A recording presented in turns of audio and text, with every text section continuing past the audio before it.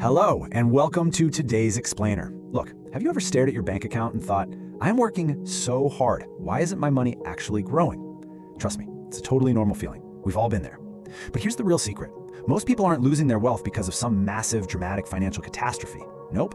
Instead, it's almost always the small, silent habits. You know, that streaming subscription you literally never use, or those daily convenience store runs that are quietly sabotaging your wealth.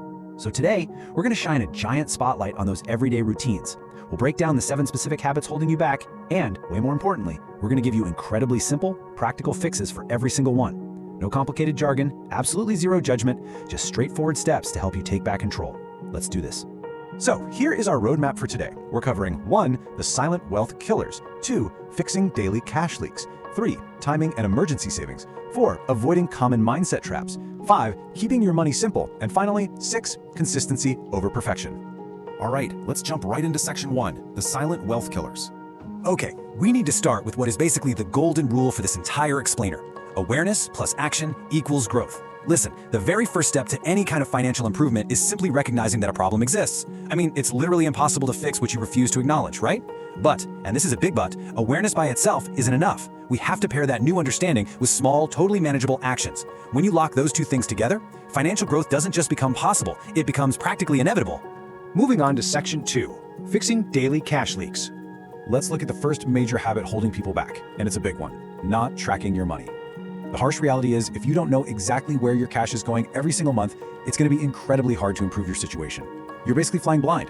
But the fix, it's completely accessible. You just need to start tracking your spending. You do not need a master's degree in finance for this, I promise. It just requires a tiny bit of attention. Tracking is actually ridiculously easy. Forget building complex, color-coded spreadsheets if that's not your vibe. Let's keep it beginner-friendly. Step 1, just check your account regularly. Step 2, write down what you spent in a basic note app on your phone. Did you grab a $5 coffee on the way to work? Just jot it down. Taking literally 2 minutes a day to do this builds that absolute crucial awareness we just talked about. Now, habit number 2 is spending without a plan. We all know the drill: small daily expenses like the extra lattes, that gym membership you swore you'd use, the quick late-night online purchases. They really add up over time into a massive chunk of change. It's like death by 1,000 paper cuts. But the fix isn't to ground yourself or stop buying things you love. Instead, just set basic boundaries for your non-essential spending. Decide ahead of time what your limit is for the fun stuff, and once you hit that limit, you just hit pause until next month. It's all about intentionality, not punishment. On to section 3, timing and emergency savings.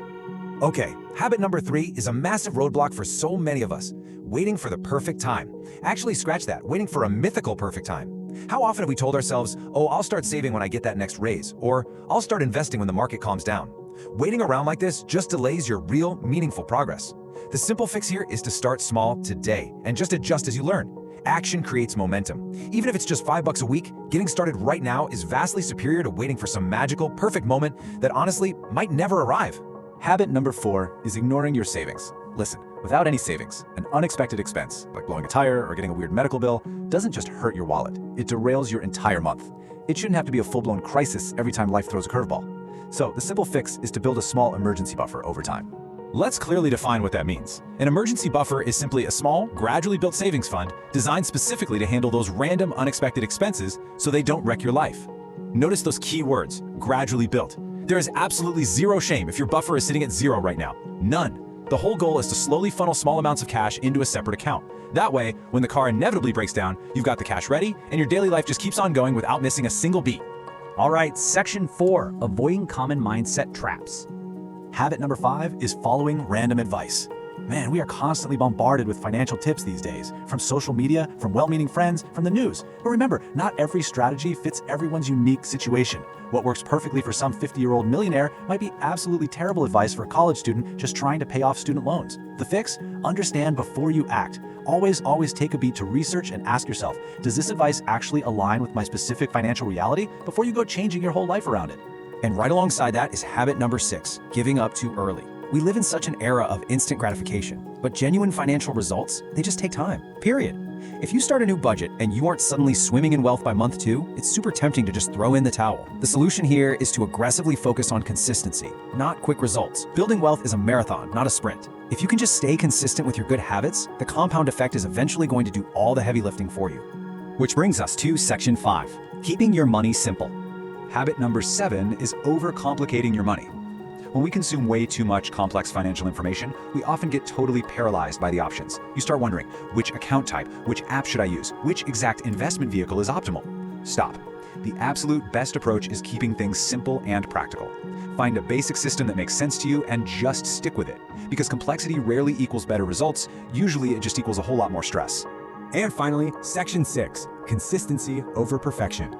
When we pull back and look at all this source material, the key takeaways are super clear and pretty empowering. First off, habits aren't permanent. Just because you've struggled with your money in the past doesn't mean you always will. Second, change them step by step. Please don't try to fix all 7 of these habits by tomorrow morning. Third, you do not need to be perfect. Every single person makes impulse purchases sometimes. It's fine. And lastly, just focus on improving consistently. It is that steady upward trajectory that builds real, lifelong wealth. Now, before we wrap up the whole shebang, a quick disclaimer. The information presented in this explainer is strictly for educational purposes and should not be taken as direct financial advice. Every individual situation is completely unique, so please always ensure you make decisions based on your own thorough research and your personal financial situation. And that brings us to the end of today's explainer. I want to leave you with a question to chew on. Which one habit are you going to change today? Don't pick 5, just pick one. Pick one simple fix we talked about, like throwing your daily spending into a quick note on your phone, or starting a tiny $5 emergency buffer. And start that journey right now. The power is entirely in your hands. Hey, if you found this breakdown helpful, make sure to hit that subscribe button for Smart Sense Labs so you never miss out on more simple, practical money strategies that actually work. Thanks so much for hanging out and learning with me today, and I'll catch you in the next explainer.